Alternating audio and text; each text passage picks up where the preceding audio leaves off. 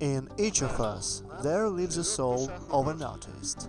At all times, some people become convinced of that. Sometimes, all you need to hear a voice of this soul is trust in yourself and courage to begin creating. And above all, a strong feeling that it's never too late for this. We live to find ourselves. Life in Pictures, Svetlana Mozgovaya's art exhibition, documentary. In September of 2014, a small Russian town called Ostrogorsk saw a one-woman exhibition of works by a local painter, Svetlana Mozgovaya. The exhibition included a wide diversity of paintings that differed from each other by themes, stories and sizes. The show was not devoted to a particular kind of genre or subject matter. There were icons, landscapes, portraits and a few variations on a maritime theme by the author. A few author's reproductions of works by masters which Svetlana had painted by the opening of the event were featured there. Shown here is the author's copy of the painting by Ivan Ayvazovsky, View of the Sea by Moonlight. To this day, Ayvazovsky is still considered one of the most illustrious experts at portraying the stormy sea. There was also the author's reproduction of The Mermaids by Ivan Kramskoy, a famous Russian portrait painter who was born in Ostrogorsk and once formed the Society for Traveling Art Exhibitions, known all over Russia of his day. Surely, the main feature of the show was Svetlana's reproduction of the famous May Night by Ivan Kramskoy. This painting is often mentioned under another title, The Mermaids. The original painting was created by Kramskoy in 1871 for the first exhibition by the Society for Traveling Art Exhibitions. The artwork is now in the State Tretiko Gallery in Moscow. Kramskoy painted it based on Nikolai Gogol's tale May Night or The Drowned Maiden, struggling to cope with it for a long time. What he actually said while working at the painting was, "And now I've been trying to express the moonlight." They say, though, that some part of the moonlit night has ended up in my painting. Moonlight is difficult to portray as it is. This work of art has great value both for the Russian painting and Ostrogorsk as the birthplace of Kramskoy. A beauty of the silent night, a mystery of the moonlight can still be watched here these days. On the outskirts of Ostrogorsk you can still find these old, deserted houses that look like the master's house in Kramskoy's canvas. For example, in a painting by Svetlana Mozgovaya at the Sibirsky hamlet, there is a similar house with a roof made of reed. Although the picture shows a sultry day instead of a starlit night, there is a clear feeling of desolation, mystery and stillness, being diluted by unforgettable sadness. In addition, some images and paintings had not only literary context, but their own history that goes back far to the old days. A lively debate was sparked off among scholars by the image of Nicholas the Wonder Worker, also known as Saint Nicholas, a real historical figure. In Russia, he is known under the name of Nikolai Ugodnik, which means the patron saint. Russian icon painters usually depict him as a grey-haired old man of Slavic looks. Greek icons portray him as a man of a typical Greek appearance. Here's how, according to British scholars, Saint Nicholas looked like: high forehead, jutting cheekbones, brown eyes and dark tawny skin. Only the prominent icon located at the Basilica of Saint Nicholas in Bari, Italy, shows Saint Nicholas as a swarthy man. Italians call this icon Nicola del Nero, which means Nicholas the Black. This image is believed to be the real portrait of Nicholas the Wonder Worker, which was painted in his lifetime by the unknown artist. It was this image that served as the basis for the icon of Saint Nicholas painted by Svetlana. Nicholas the Wonder Worker is considered the patron saint of sailors, merchants, children and all the ill-fated in trouble. According to a legend, during one of his voyages from Alexandria to Myra, he raised a sailor from the dead. However, the icon of Saint Nicholas is not the only work by Svetlana Mozgovaya made on the religious theme. The same theme runs through the author's reproduction of an icon, Paul the Apostle, by Andrei Rublev. The original icon was painted at the turn of 15th century and is now at the State Tretyakow Gallery in Moscow. Apostle Paul, originally named Saul, was a strong and undoubtedly outstanding figure at the dawn of the early Christianity. Saint Paul, who once wanted to wipe the name of Christ from earth, then came to faith in him by being baptized after his sight had been miraculously restored. Then he formed a multitude of Christian communities. And now he is considered the pillar of Christ's church and supreme apostle, on a par with Apostle Peter. Paul was so devoted to spreading the word of Christ that he stayed unmarried all his life, regarding marriage as a source of unnecessary concerns that may distract one from their path to God. And he even encouraged other unmarried people to live in celibacy. I say, therefore, to the unmarried and widows, it is good for them if they abide even as I. He that is unmarried careth for the things that belong to the Lord, how he may please the Lord. But he that is married careth for the things that are of the world, how he may please his wife. The New Testament, the first epistle to the Corinthians, chapter 7.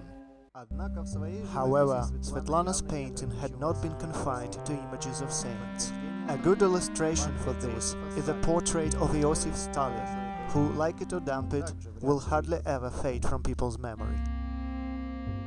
Oh, I remember the original Soviet poster. It read, "Stalin is caring about each of us in the Kremlin," just like this reads. Interesting. I think I'd like to see the original. As for the landscapes, almost all of them were views of Ostrogorsk and the surrounding areas, except for one painting, near Moscow. It is our works that must speak for ourselves. We have created them, and they exist.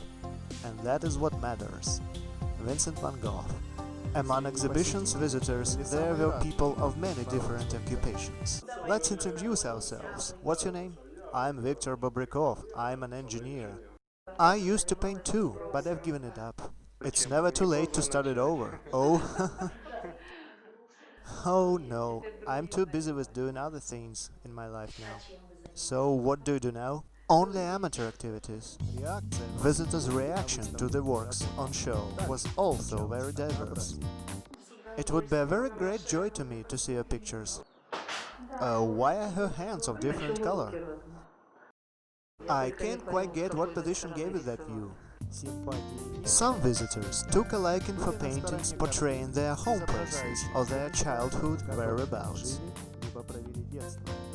This one's called Beyond the Outskirts of the Gniloye village. I know that. The Mountains and the Menjulians live there. Show us the Sibirsky hamlet. Sibirsky hamlet. Here it is. Look at this landscape, for example. That's near the river. Oh, I've seen this house before.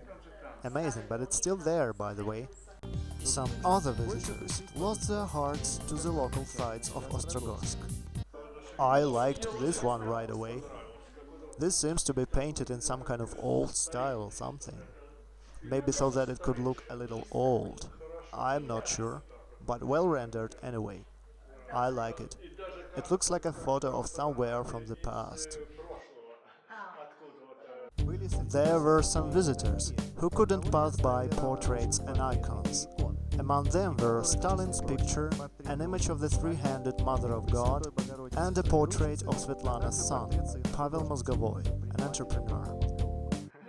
I was struck by this one at once. It's just her face. It looks like it doesn't have any Russian features. Some kind of elongated face. Yeah, a little bit elongated. And her nose. I think it's pointed and a little aquiline. To me she looks frown.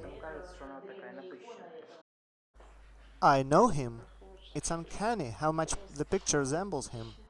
Sort of renders the character. And I think he's pondering over something. Seeking for wisdom, I guess. It's interesting to note that paintings created in different techniques had the strongest impact on visitors. For example, the landscape depicted on a painting Spring Has Come had been painted with a palette knife, not the more common brushes. This is a lifelike picture. I mean, it's painted like something filled with life scenes. Do you mean this one? Yes. Look at the birds. They're walking like the real ones. What really makes this landscape for me is the water. I feel like I can almost touch it, almost feel it. Blessed is he who has found his work. Vincent van Gogh. But becoming an artist was not something predictable for Svetlana, and it didn't happen overnight. It all started out of an idea to do some wall painting to replace the boring wallpaper. It was so captivating that Svetlana entered a lone yet fascinating path of an artist. I've started painting at the age of 60. It's a call of my soul. Wow, you began so late? Yes, so this path seemed so exciting that Svetlana just couldn't help but keep on going. Amazing! How do you do it? You've never done painting before. You must have found inspiration in something. Indeed I have, but how?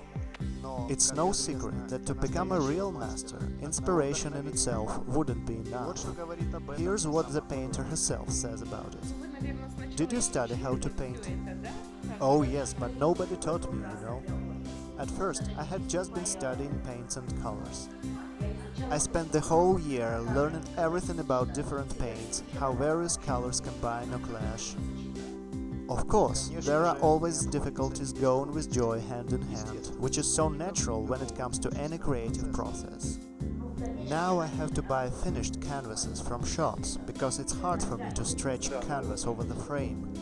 You see, normally you have to use special pincers to stretch the canvas, so that when on the frame, it would feel like the drum to beat on it. Oh, it must be tough. Svetlana stresses that she is still polishing her skill all the time, learning new painting techniques, and is constantly in search of her own style. So, you don't confine yourself to a particular genre or something? Well, I've tried different styles, landscapes, portraits. A Rubens from Ostrogorsk. Oh, stop, you're about to overpraise me. My soul asked me to do this. Now I can see that. Indeed, it's something inside, isn't it? I guess so. You know, it feels more like my hand is directed by some higher power. After the exhibition was held, Svetlana Mozgovaya keeps on painting. In memory of Ivan Kramskoy and Vincent van Gogh, the greatest painters ever. Special thanks to Irina Lukyanova, Vladimir Linov, Viktor Bobrikov, Leonid Ushakov, Yelizaveta Shepetnova, Vladimir Mozgovoy, and to all the others who came to the art exhibition of 2014. A big thanks to Svetlana Mozgovaya. Directed by Pavel Mozgovoy. Paintings by Ivan Kramskoy, Ivan Ivazovsky, Andrei Rublov, El Greco, Pier Francesco Sacchi, Julius Schnoll von Karlsfeld, Valentin de Boulogne, Viktor Govorkov, Svetlana Mozgovaya, and also then known Russian, Greek and Italian icon painters. Music by Giovanni Palestrina, Guillaume Demachou. Other tunes by Opus Music Library, licensed. The original documentary has been translated from Russian and dubbed into English by Pavel Mozgovoy in association with the studio Keyframe. A production of Pavel Mozgovoy and the studio Keyframe. Copyright 2016. Russian Federation, Ostrogorsk. All rights reserved.